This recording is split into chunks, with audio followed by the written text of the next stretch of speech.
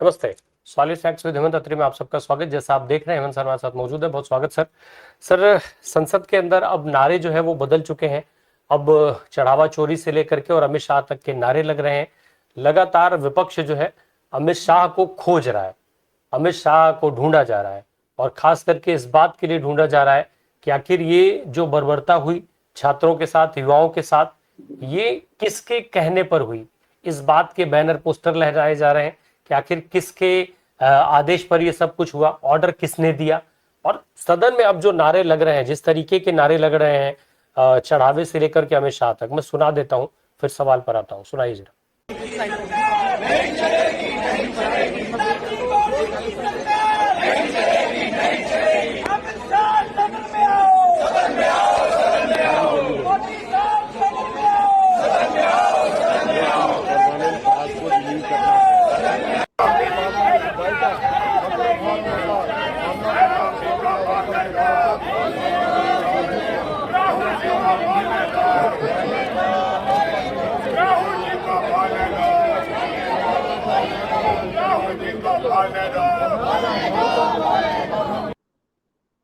जी, अब ये सारे नारे संसद के अंदर लग रहे हैं, सदन चल नहीं रहा। सदन अब तो सत्ता पक्ष कह चुका है कि जब तक माफी नहीं होगी तब तक सदन नहीं चलेगा, यानी राहुल गांधी जब तक माफी नहीं मांगेंगे सदन चलेगा नहीं। राहुल गांधी ये साफ कर चुके हैं कि मैं किसी भी परिस्थिति में माफी नहीं मांगूंगा। ऐसे में संसद भवन के अंदर ये विरोध हो रहा है। क्या है परिस्थितियां सर? आखिर एक आदेश किसने दिया, यही तो बताना है, इसमें दिक्कत कहां है? राम प्रकाश जी नमस्कार, आपको सारे दर्शक साथियों को भी। एक बात तो देखिए साबित होगी कि इस देश में जो मोदी जी ने इन 12.25 सालों में नया लोकतंत्र बनाया है, लोकतंत्र कहा मैंने, ध्यान से सुनिएगा, उसमें संसद की कोई जरूरत नहीं बची। वरना 20 तारीख को बच्चों के साथ जो बर्बरतापूर्ण हमले हुए बच्चों पर, जिस तरीके की परिस्थितियां बनी, और आज 30 तारीख है, अभी तक सरकार की तरफ से मुंह ना खोला जाना।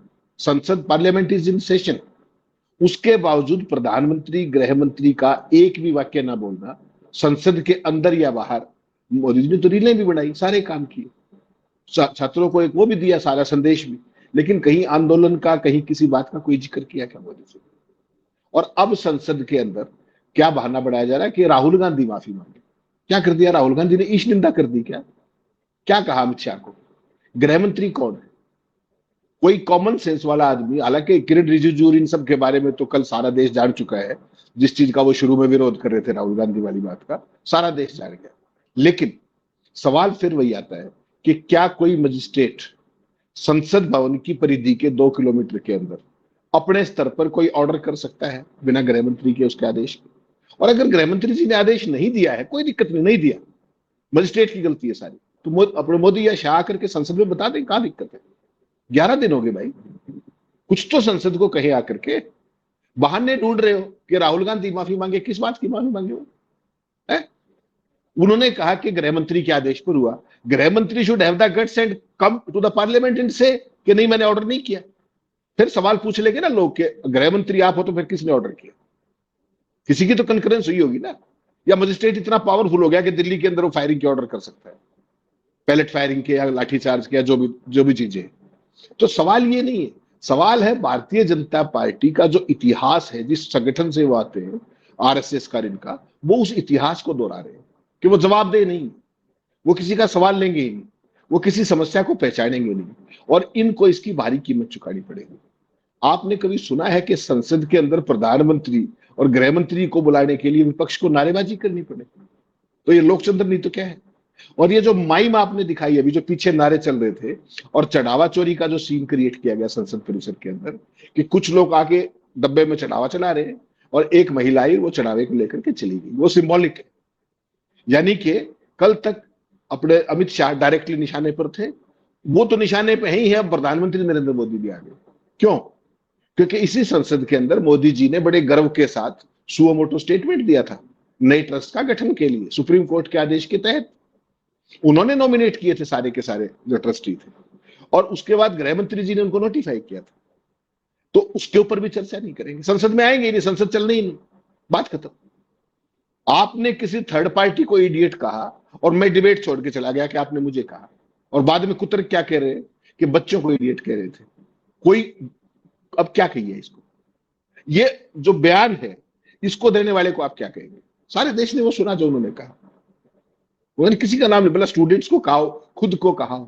ये है एनजीओ आरएसएस की सिखलाई कि किसी भी चीज को स्वीकार मत करो और आगे बढ़ जाओ। उसमें शर्मनिरपेक्षता सबसे महत्वपूर्ण तत्व है। और इसी सारी परिस्थिति को लेकर के आज बड़ा इंटरेस्टिंग है। आमतौर पे मैं रेफर नहीं करता राम प्रकाश भाई, लेकिन आज अपने साथी हैं मेरे पुराने मित्र संकेत उपाध्याय जी, उन्होंने केवल 3 लाइनों के अंदर मोदी जी के लोकचंद्र को डिफाइन कर दिया है। केवल 3 लाइनों के अंदर, बड़ा इंटरेस्टिंग है। वो लिखते हैं कि किसी का मुंह तोड़कर, किसी के पैर तोड़कर, मुंह छलनी कर, वेंटिलेटर पर पैलेट गन से, एक्सपायर टीयर गैस से मारपीट कर तंत्र लोक से पूछता है तुम्हारी जुबान इतनी खराब क्यों? पूरे का पूरा जो घटनाक्रम चल रहा है 11 दिन का, उसको इन वाक्यों के अंदर समाहित कर दिया। कितना खूबसूरत लिखा है। और किस बात पे लिख रहे हैं कि जो कुछ हुआ उस पर कोई ओनरशिप नहीं है गृह मंत्री की, कोई ओनरशिप नहीं है प्रधानमंत्री की, बच्चों के साथ क्या वो बर्बरतापूर्वक। और ट्विटर को चिट्ठी लिख के कह रहे हैं कि जिन्होंने वो सारे अपशब्द या जिस तरीके की भाषा लिखी है, आपत्तिजनक भाषा, संवैधानिक संस्थाओं के ऊपर, संवैधानिक प्रमुखों के ऊपर, यानी कि मोदी जी के ऊपर, उन सब के सारी डिटेल्स दी जाए सरकार को। दिल्ली पुलिस चिट्ठी लिख रही है और सारे काम खत्म।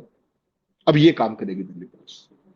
कहां देश के संविधान के तहत ये कहां पर लिखा हुआ है? कौन से कानून के तहत वो मांग रही है?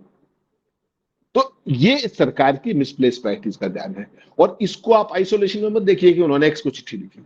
इसका मतलब समझिए क्या है कि जो 11 दिन से मोदी जी के बारे में जो सोशल मीडिया पे जिस तरीके का विस्फोटक लोगों का निराशा, गुस्सा, नाराजगी आ रही है, उनको डराने के लिए और दबाने के लिए कितनों को पकड़ के अंदर कर देंगे आप? लाखों कमेंट से। और मोदी जी ने जो 3 अपने क्लिप लगाई, वो क्या बोलते हैं आप उनको, रील्स, उनके ऊपर कमेंट पढ़ लीजिए, हजारों लाखों कमेंट उसके ऊपर। तो आप किस किस को अंदर कर देंगे, किस के खिलाफ कार्रवाई कर देंगे? आपको और कोई काम ही नहीं बचा है। ये क्या है बेसिकली कि इसके बहाने से जो जेनजी हमारी है उसको डराने का काम कि मोदी जी के खिलाफ कोई भी सस्टेन्ड कैंपेन ना चले। ये काम पुलिस का हो गया है। मोदी जी अपने कामों को नहीं सुधारेंगे, अपनी अप्रोच को नहीं सुधारेंगे, समस्या को टेकअप करने के नजरिए को नहीं बदलेंगे। क्या करेंगे? जो उनको सबसे बेहतर आता है, वो क्या कि लोगों को फिर से डराने की कोशिश करेंगे। मोदी और शाह बहुत बड़ी गलतफहमी के शिकार है, जो उनको लग रहा है कि वो लोगों को अब भी डरा लेंगे। ये कोई गलतफहमी है, उसको जितना जल्दी निकाल दे बढ़िया रहेगा, इस देश के लिए भी और उन दोनों के लिए। आप कह रहे हैं वो लोगों को डरा रहे हैं, राहुल गांधी कह रहे हैं कि नरेंद्र मोदी जी भी डर रहे हैं, अमित शाह डरे हुए हैं, अमित शाह कहां पर हैं? कल तो सदन में उन्होंने कहा कि अमित शाह कहां पर हैं। अमित शाह कब डरते थे? अमित शाह किससे डरते थे? आज तक तो ऐसा नहीं देखा गया। और अमित शाह का जो ऑरा है और अमित शाह के बारे में जिस तरीके से मेन स्ट्रीम मीडिया बताता है, तमाम भाजपा के लोग बताते हैं, बहुत सारे भाजपा के समर्थक बताते हैं, अमित शाह आज की तारीख में इस देश के अंदर कोई भी ऐसा नहीं है जिसको अमित शाह जो डरा ना सकते हो। जबकि इससे उलट राहुल गांधी कह रहे हैं कि अमित शाह डरते हैं। अमित शाह तो पहले से कहते रहे कि वो कभी डरते नहीं रहे, इंदिरा गांधी के जमाने से। और बाकायदा वो पब्लिक डोमेन में कहते हैं। सुना दीजिए जरा अमित शाह की बात को। मैं मेरी ही बात करता हूं। मैं तो 10 साल का था और नारे लगाता था, आसाम की गलियां सुनी है, इंदिरा गांधी खूनी है। हम तो वहां से लड़ते लड़ते आए हैं, हम नहीं डरते मानिए। अब बताइए, ये तो 10 साल के से थे भाई। मोदी जी बचपन में मगरमच्छ तालाब में से पकड़ के ले आते थे गोदी में। अमित शाह 10 साल से नारे लगा, 10 साल की उम्र से नारे लगा रहे हैं। राहुल गांधी कह रहे हैं कि अमित शाह डरते हैं। ऐसे अमित शाह डरेंगे राहुल गांधी से? नहीं, राहुल गांधी जो कह रहे हैं उसको गलत साबित करने का ये सर्वश्रेष्ठ मौका है, सर्वश्रेष्ठ समय है मोदी और शाह के लिए। वो मगरमच्छ और ये सारी चीजें, इंदिरा गांधी खूनी, ये सारी चीजें पीछे रह जाएंगी। उन दोनों को तत्काल सदन के अंदर आकर के अपना बयान दे देना चाहिए छात्रों पर बर्बरतापूर्ण कार्रवाई को लेकर के। मैं मान जाऊंगा कि मोदी जी और अमित शाह डरते हैं। आपको जानकर हैरानी होगी, इस समय जब मैं और आप ये शो रिकॉर्ड कर रहे हैं, इस समय प्रधानमंत्री जी स्वयं मोदी जी हाउस के अंदर मौजूद है, संसद भवन के अंदर मौजूद है, हाउस के अंदर, चैम्बर के अंदर मीटिंग कर रहे हैं। और मीटिंग के अंदर टॉप मिनिस्टर्स हैं, केवल अमित शाह नहीं। कहां छुप गया अमित शाह? संसद के अंदर सेशन चल रहा है, उनके इस्तीफे की मांग हो रही है और वो कहां है?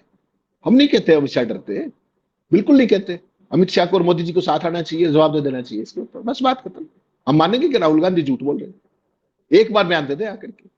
11वां दिन सही, कोई बात नहीं, 20 तारीख की घटना है, 30 तारीख है आज दे दे, हम आज भी मान लेंगे, कोई नहीं डरते। आज की जो मीटिंग इस समय चल रही है, आप सोचिए सरकार कितनी भयंकर तौर पर बैकफुट पे है कि हाउस के अंदर नहीं जाएंगे। किस बात पे आउटसाइडर हो रहा है बार बार कि अमित शाह को बुलाओ, उसको बयान दिलवाओ, चढ़ावा चोरी के बारे में बात करो। इसी पे एडजर्न हो रहा है सुबह से, पहले 11 बजे, फिर 12 बजे, फिर 2 बजे, फिर 2:30 बजे, फिर 3 बजे, यही सब चल रहा है।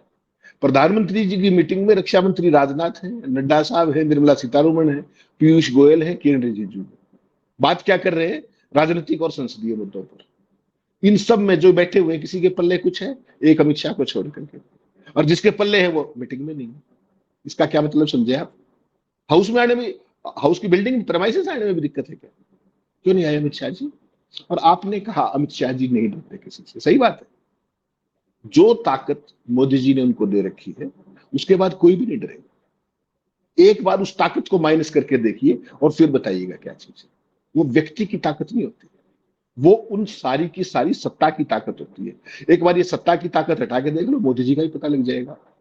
मोदी जी का तो 2013 जब वो पीएम पद के प्रत्याशी घोषित हुए थे, तब से लेकर के आज तक जो ब्रांडिंग की गई है, उनमें से कौन कौन सी सच मिली आपको? 56 इंची प्रधानमंत्री आपने बताया था ना, ये पोमेरियन सारे अब भी दहाड़ते हैं। चाइना का नाम निकलता है 56 इंची के मुंह से, गलवान का नाम निकलता है 56 इंची के मुंह से। ट्रंप ने ऑपरेशन सिंदूर का सीज फायर यूनिलेटरली वहां से कैसे कर दिया? आज तक मोदी जी ने कुछ कहा एक शब्द? ट्रंप को साथ बिठा करके, मोदी को साथ बिठा करके ट्रंप क्या क्या कह चुके हैं, कभी मोदी जी के मुंह से एक शब्द निकला? ये है मोदी जी का 56 इंची। दुनिया के सबसे बड़े ऑरेटर, ये आपने एक से ज्यादा बार, मुझसे ज्यादा बार आपने देखो कि आप ज्यादा क्लोजली फॉलो करते हो। एक वाक्य हिंदी या अंग्रेजी में कभी अपने मन से बोलते नहीं, बता दीजिए। हिज एक्सीलेंसी भी पर्ची से पढ़ के बोलना पड़ता है। किसी देश के अंदर गए, जो ओपनिंग 4 वाक्य होते हैं उसको भी हिंदी की पर्ची से पढ़ने होते हैं, और वरना टेलीप्रॉम्प्टर, आपको पता ही है। प्रेस कॉन्फ्रेंस आज तक नहीं की, आपको पता ही है। एक भी सवाल का जवाब नहीं दिया, ये आपको पता ही है। तो ये जो फर्जी छवि है ना राम प्रकाश जी, वही अमित शाह की बिगड़ी हुई। और अमित शाह कोई व्यक्ति नहीं है, माफ कीजिएगा, Amit Shah is a phenomenon. Amit Shah एक मानसिकता है जिसको सत्ता के टॉप पे बैठा व्यक्ति अपने लाभ के लिए पूरे देश को डराने के लिए प्रयोग करता है। चाहे वो एजेंसियों का मामला हो, चाहे कॉन्स्टिट्यूशनल ऑर्गेनाइजेशंस बाकी हो, सारी की सारी। आपने कहा चुनाव आयोग फला, भाई साहब चुनाव आयोग से लेकर के सारी चीजें उनको पता है ना सत्ता के टॉप पे कौन बैठा है और किसको किसका कॉन्फिडेंस हासिल है। कोई जेपी नड्डा का नाम नहीं लेता, कोई राजनाथ का नाम नहीं लेता। राजनाथ तो सीनियर है अमित शाह से। अमित शाह ही क्यों? क्योंकि he is handpicked by the powers that be to do all those jobs. I would not say dirty jobs, but to do those jobs. पार्टियां को तोड़ने से लेकर के सारे काम, ये सारा किसी ने ऑथराइज किया होगा ना। तो वो ताकत किसी व्यक्ति की नहीं है, माफ कीजिएगा, वो ताकत मोदी की नहीं है, वो ताकत शाह की नहीं है। वो सत्ता का दुरुपयोग है, सत्ता में रहने के कारण। जब आप सत्ता से बाहर होंगे तब पता लगेगा आपका 56 इंची कितना था, तब पता लगेगा आप कैसे बड़े सरदार पटेल थे। सरदार पटेल के साथ तो नाम लेने की भी कल्पना कीजिए आप, ऐसे लोग, लेकिन बड़े फक्र के साथ बड़े दफ्तर में भी सरदार पटेल का फोटो लगा। सवाल ये नहीं है, सवाल ये है कि मुझे आप एक सवाल का जवाब दे दीजिए, सारे दर्शकों के लिए सवाल छोड़ रहा हूं। लोकतंत्र में किसी व्यक्ति का राजनीति में आगे बढ़ने का पैमाना उसकी लोकप्रियता होनी चाहिए या उसका डर होना चाहिए? मैं आपसे सवाल पूछता हूं, अमित शाह जी अपनी लोकप्रियता के कारण वहां है क्या? या मोदी जी जहां पर आज बैठे हैं उस फर्जी प्रोपेगेंडा के अलावा उनके पास दिखाने के लिए क्या है, जरा बता दीजिए मुझे। अरे आप देश के प्रधानमंत्री हो, इस देश के प्रधान अभिभावक हो। दिल्ली के अंदर एक घटना हुई है, सारा देश, सारा विपक्ष आपके मुंह की तरफ देख रहा है कि आप क्या एक्शन लेंगे, और आप आगे फिर रहे हो। What nonsense it is. कभी आपने देश में ऐसा लोकतंत्र देखा था क्या? और फिर ये बात करते हैं मदर ऑफ डेमोक्रेसी की। किसी तीसरे देश में जाकर के बिना किसी बात का मतलब समझे फादर ऑफ बोल देते, फादरलैंड बोल देते किसी चीज। ये पढ़ाई आपकी 7+1 8, 6+2 8, ये आपकी डिप्लोमेसी बची हुई है। 1+1 11। सारी दुनिया हंस रही है आपके ऊपर भाई, आप जाग जाओ। पूरी दुनिया ने आपकी जो खोखले सारे दावे थे, नारे थे, वो इंटरनेशनल मीडिया ने, राम प्रकाश भाई, 20 तारीख से लेकर के जो आप तक भद पीटी है ना, आप कोई इंटरनेशनल अखबार चैनल उठा के देख लीजिए मोदी जी के बारे में क्या लिखा जा रहा है। जो एक फर्जीवाड़ा गढ़ा गया था भारत के पोमेरियंस के द्वारा, आप केवल एक गूगल पे टाइप कीजिए Modi at student protest international media, you will get to know what is being published, और वहां आपको तस्वीर दिखाई देगी। चाहे बीबीसी हो, चाहे CNN हो, चाहे न्यूयॉर्क टाइम्स हो, वाशिंगटन पोस्ट हो, अल जजीरा हो, टेलीग्राफ हो, you pick up any newspaper. जो मोदी जी 12.25 साल में कवरेज हासिल नहीं कर पाए, वो कवरेज आज मिल रही है उनको, नेगेटिव पब्लिसिटी पूरी दुनिया के अंदर। क्या मोदी जी को नहीं पता इस बात का? लेकिन सर, अमित शाह साहब के जो डर की बात है, आखिर अमित शाह क्यों डरेंगे? अभी आप ताकत का जिक्र कर रहे थे, अमित शाह को ऑलरेडी इतनी पावर्स मिली हुई हैं, तमाम बार उन्होंने साबित किया है, सरकार बदलने से लेकर के और सरकार बनाने तक का पूरा क्रम उनकी चुटकियों में घूमता है, मिनट से भी कम देर का काम है ये सारी चीजें। इतने ताकतवर होने के बाद अमित शाह क्यों डरेंगे? राम प्रकाश जी, ताकतवर ही डरता है। मुझे और आपको डरने की क्या जरूरत है? ताकतवर ही डरता है। और ताकतवर इस तरह की मानसिकता का व्यक्ति क्यों डरता है, वो और भी ज्यादा महत्वपूर्ण है। जिसकी मानसिकता इस तरीके की होती है ना, जो तानाशाही मानसिकता, उस सरकार का सबसे बड़ा डर ये होता है कि लोगों ने उनसे डरना छोड़ दिया। और पिछले जो 11 दिन का पूरा ये जो कार्यकाल है, 11 दिन का, इसमें एक बात बड़ी साबित होगी कि जैन जी का डर बिल्कुल निकल चुका है। और कल राहुल गांधी ने ये भरी प्रेस कॉन्फ्रेंस में बात कही कि मुझे इस जैन जी के ऊपर भरोसा है, इनके ऊपर गर्व है मुझे, और ये उस चीज से नहीं डरे जिससे उनके अभिभावक डरते हैं। कोई पॉलिटिशियन ये नहीं कहेगा कि एक बड़ी उम्र के लोगों का वर्ग पूरा उनको डरपोक कह दिया जाए। लेकिन राहुल गांधी इज कन्विंस्ड कि वास्तव में इस जनरेशन ने जो काम किया है, वो 70-80% पेरेंट्स आज भी ये सोचते हैं कि हमारे बच्चे दूर रहे, भगत सिंह पड़ोस में पैदा हो जाए। लेकिन इन बच्चों ने उन सारी चीजों को छोड़ करके जिस तरीके से आगे बढ़े और सरकार को चैलेंज किया, तो डरे तो अमित शाह ठीक हुए भाई। आपको क्या लगता है? ताकतवर ही डरता है, तानाशाही डरता है। लोकतंत्र व्यक्ति को डरने की जरूरत नहीं है। जिसकी डेमोक्रेटिक सोच होगी वो हर चीज के लिए आगे बढ़ेगा। आपने कल एक इंटरेस्टिंग केस बताता हूं आपको। कल डॉक्टर मनमोहन सिंह की डेथ के 1.5 साल के बाद सुप्रीम कोर्ट से 2G के केस में उनको क्लीन चिट मिली। पूरी की पूरी सरकार, पूरा PMO इस बात के खिलाफ था कि वो अपने उसको जो है, उनको भी उसमें बुलाया जाए कोर्ट के अंदर। डॉक्टर मनमोहन सिंह ने कहा नहीं, मेरा भी नाम आने दो, कोई बात नहीं, आई विल फेस इट। ये देश तो ऐसे प्रधानमंत्रियों का रहा है। मौत के 1.5 साल बाद उनको क्लीन चिट मिल रही है। मोदी जी इस बात से कोई सबक नहीं ले रहे क्या?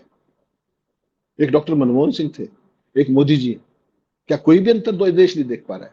और मोदी जी उनको मौन मोहन सिंह कहा करते, जो व्यक्ति हर विदेश दौरे पर प्रेस कॉन्फ्रेंस करता था, हर महत्वपूर्ण मुद्दे पर सवालों के जवाब देता था, और जो व्यक्ति आज तक एक सवाल का जवाब नहीं देता, वो दुनिया का सबसे बड़ा ऑरेटर है। गजब देखिए, जो व्यक्ति हर मुद्दे पर दुनिया के किसी भी संस्थान में जाकर के किसी भी व्यक्ति के सामने सवालों के जवाब देता है, आर्टिकुलेट करता है, उसको पप्पू घोषित करवा दिया इस पोमेरियन मीडिया के जरिए। आज तो देश को पता लग गया ना पप्पू कौन है, या अब भी कुछ बचा है?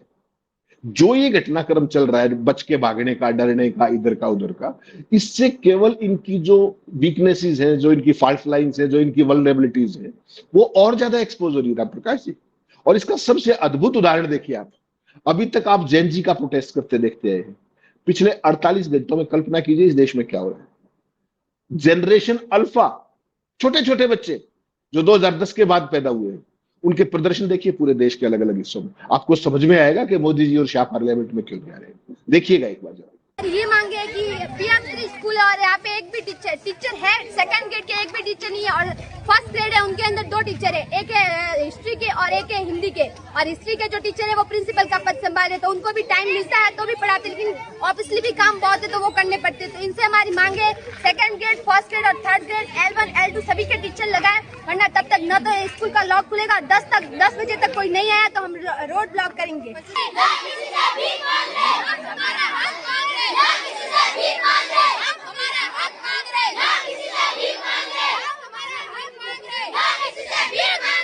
ये केवल एक वीडियो है, ऐसे तमाम वीडियो मैंने भेजे हैं जो पिछले 48 घंटे के अंदर है। यूपी से लेकर के, बिहार से लेकर के राजस्थान तक जनरेशन अल्फा के बच्चे बिल्कुल सड़कों पर आए हुए हैं। और वो कह क्या रहे हैं, गजब देखिएगा आप। यूपी के अंदर तो DM को आना पड़ा ये कहने के लिए कि हम सारी मांगे आपकी पूरी करेंगे विद इन नो टाइम। ये दिल्ली के अंदर जो कुछ हुआ, ये उसका फॉल आउट है सारे का सारा। यूपी के फतेहपुर इंटर कॉलेज में जैन अल्फा का पहला आंदोलन किस तरीके से सफल रहा, उसको देखिएगा एक बार। इंटर कॉलेज में बच्चों ने सिर्फ 2 घंटे आवाज उठाई और शिक्षा विभाग को उनकी सारी मांगों पर लिखित समझौता करना पड़ा। और मांगे क्या है? 24 घंटे में हर क्लास में 4-4 पंखे लगेंगे, वायरिंग दुरुस्त होगी, 1 महीने में डेस्क और बेंच आएंगे, आरओ और वाटर कूलर लगाया जाएगा। ये सिर्फ पंखों की बात नहीं है, ये उस नई पीढ़ी की दस्तक है जो अब खामोश नहीं रहेगी, जो आपसे सवाल पूछेगी और जिन सवालों की आपको आदत नहीं है। जो लोग कहते हैं कि आज के बच्चे सिर्फ मोबाइल चलाते हैं, उन्हें फतेहपुर के बच्चों ने जवाब दे दिया सार्वजनिक तौर पर आकर के। अगर स्कूल की बुनियादी सुविधाओं के लिए भी आंदोलन करना पड़े तो सवाल बच्चों पर नहीं, व्यवस्था पर उठना चाहिए। ये है, और ये एक जगह नहीं है, राजस्थान का देखिए आप, पिछले वाला भी राजस्थान का आपने दिखाया, उत्तर प्रदेश की मैं बात कर रहा हूं, बिहार के गया की मैं बात कर रहा हूं, ये पिछले 48 घंटे के अंदर हुआ है। वो डर इसलिए है, वो ट्विटर को चिट्ठी इसलिए लिखवाई जा रही है। समझिए बात को आप कि किस तरीके से पूरा सत्ता पक्ष कंप्लीटली बैकफुट के ऊपर है। एक तरफ दिल्ली में समझौता कर रहे थे, दूसरी तरफ प्रदर्शनकारी राज्यों के ऊपर, महाराष्ट्र के अंदर, बिहार के अंदर, तमाम भाजपा शासित राज्यों के अंदर किस तरीके से पर्चे दर्ज कर रहे थे। क्यों?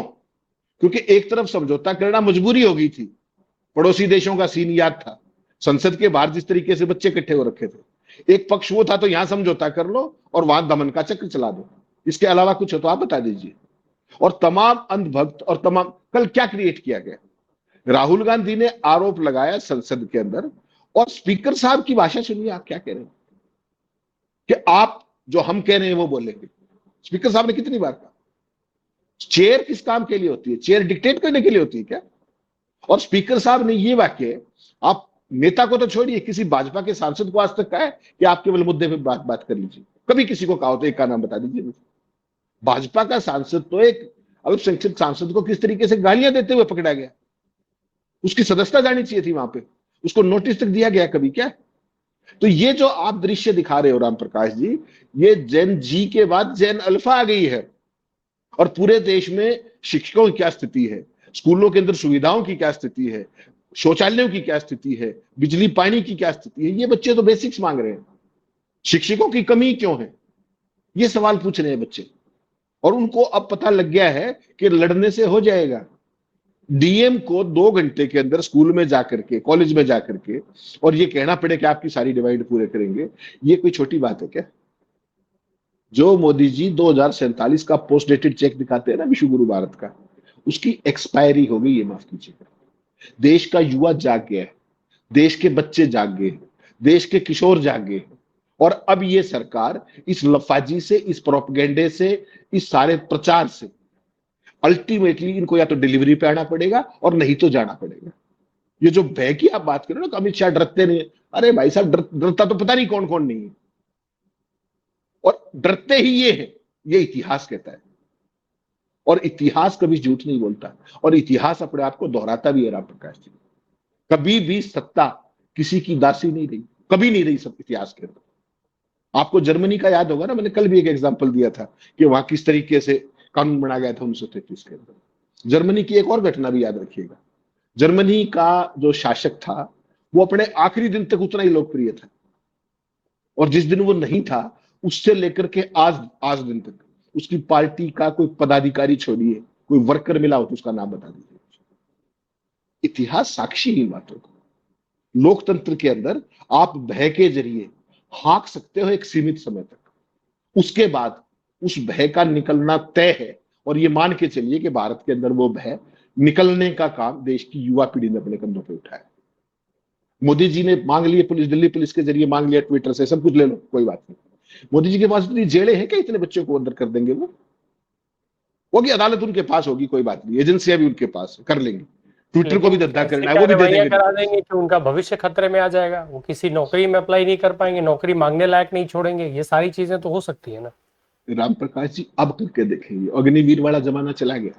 अग्निवीर, आपको पता है कितने लाखों बच्चों के हमारे सपने ध्वस्त हुए थे जब अग्निवीर योजना लेके आए थे। उसमें किया गया था ये ऑपरेशन कि जिस बच्चे का भी उसमें वो आ गया फेशियल रिकग्निशन सिस्टम में, वो कहीं अप्लाई नहीं कर पाएगा, उसके खिलाफ ये हो जाएगा। आज बच्चों को पता है कि अब इनको दौड़ाने का समय आ गया है। अग्निवीर का पहला बैच अभी रिटायर होने वाला है इस साल, याद रखिएगा इस बात को। क्या मिला देश को उस अग्निवीरों से, कभी ये सोचा है? जिस बात के तीनों फोर्सेज के सेना प्रमुख जिस बात से सहमत ना हो, मोदी जी ने क्यों लागू की वो? या इस देश के अंदर एक खास तरह के ट्रेंड सैनिकों को किसी के लिए सस्ती लेबर बढ़ाने का काम है कि एयरपोर्ट्स पे उनकी जाकर के सुरक्षा करें, सीआरपीएफ को सुरक्षा ना देनी पड़े। सीआरपीएफ को जो सारी खर्चा देना पड़ता है एयरपोर्ट का, उसको अगर ये 12-12 हजार में वहां लगाएंगे तो ये देश के युवाओं से प्रेम है क्या? आज देश सवाल पूछ रहा है इस बात को। तमाम सेना प्रमुखों ने विरोध किया उस बात का, उसके बावजूद भी अग्निवीर, और राहुल गांधी ने तब भी कहा था। और ये अग्निवीर योजना भारत जैसे देश के अंदर, कल्पना कीजिए। तो ये सरकार एक खास एजेंडे के तरह नैरेटिव को ड्राइव करती आई है। अब नैरेटिव इनके हाथ से निकल चुका है कि पोमेरियंस आज भी वहीं खड़े, वो आज भी चरण चुंबक है, वो आज भी चरण वंदना कर रहे हैं, और वो जब तक खदेड़ नहीं दिए जाएंगे वो तब तक ये चरण वंदना करेंगे। वही स्टूडियो में बैठे 20-22 लोग हैं, उसके अलावा कोई नहीं। जो फील्ड में रिपोर्टर है उसकी बेचारे की जो बदपिट रही है, उसका क्या कसूर? माइक आईडी किसी की है, और वो माइक आईडी उसकी है जो शाम को चरण वंदना करता है, और गाली बेचारा वो खा रहा है। तो इस बार आपने देखा जंतर मंतर पर किस तरीके से यूट्यूब के तमाम लोगों का सम्मान हुआ, और इनका दूसरे बड़ा सम्मान हुआ। तो वो समय अब आ गया है। हर चीज की एक सीलिंग होती है, एक शेल्फ लाइफ होती है। वो जो प्रोपेगेंडा की, सारे ड्रामे की, भय की, वो शेल्फ लाइफ अब खत्म होगी, और मोदी और शाह को जवाब यहां भी देना पड़ेगा और जवाब कहीं और भी देना पड़ेगा। That time is not far away. चलिए देखते हैं, क्योंकि अमित शाह साहब का इंतजार शायद देश कर रहा है, मोदी जी का इंतजार देश कर रहा है कि आइए सर, रील बनाने से आगे बढ़ करके कुछ सदन में भी बात कर लीजिए। रील तो हमने देख लिया, बता भी दिया कि रील के मामले में आप कितने काबिल हैं। वो अलग बात है कि आपको आपके पास तक कितने कमेंट पहुंचने दिए गए, कितने नहीं पहुंचने दिए गए, वो अलग बात हो सकती है। अमित शाह साहब से जवाब देश मांग रहा है, विपक्ष मांग रहा है। फिलहाल अमित शाह साहब गायब है। पहले मोदी जी उनको ढूंढवाएं, सदन में भेजें कि चलो भाई पहले तुम जवाब दो फिर हम आए। अब ये क्या हो पाता है कि नहीं हो पाता है, ये इंतजार है देश को। बहुत शुक्रिया सर बात करने के लिए। Thank you so much.